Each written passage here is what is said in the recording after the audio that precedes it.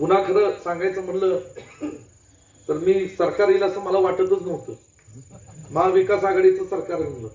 मी विनोदाने बरेचदा म्हणतो संजय राऊताच्या अंगात आलं म्हणून सरकार बनलं, पण अडचण एवढी झाली त्या अंगातलं कधी उतरलंच नाही म्हणून सरकार गेलं.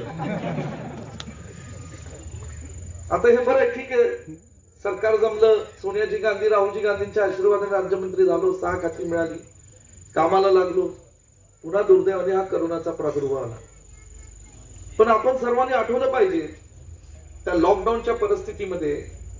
आता मामा इथं बसलेत, कुठे मामा इथं बसलेत, मी प्रांत तहसीलदार आरोग्य, म्हणून मला आपल्या सर्वांना विनंती करायची की हे सध्याचं जे महाराष्ट्राचं वातावरण आहे, हे महायुती सरकार, मी परवा कुठेतरी सांगितलं फॉक्सकॉन कंपनी ऐकले असेल बरोबर, तरुण पोरांना माहिती, पेपरमध्ये वाचलं असेल तुम्ही, 2 लाख तरुणांना रोजगार उपलब्ध होणार होता असं म्हणणं, मोठी कंपनी, 2 लाख तरुणांना. पण दिल्लीतनं फोन आला, गुजरातनं फोन आला आणि आमच्या महायुत्यांनी झक मारली आणि कंपनी गुजरातला देऊन टाकली.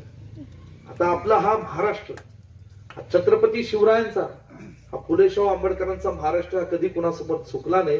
पण ह्या महायुतीच्या नेत्यांनी पाप केलं आणि आपल्या महाराष्ट्राला दिल्ली आणि गुजरातच्या समोर झुकायला लावलं. पण तुम्ही आमच्या पाठीशी उभं राहो, पुन्हा महाराष्ट्र कुणाच्या बापासमोर झुकणार नाही, एवढं निश्चित कधी झुकून आम्ही देणार नाही, आम्ही झुकून देणार नाही. आणि त्या ताकदीने येणाऱ्या काळात आम्हाला सगळ्यांना काम करायचं. म्हणून आपल्या सर्वांना एबीपी माझा, उघडा डोळे बघा नीट.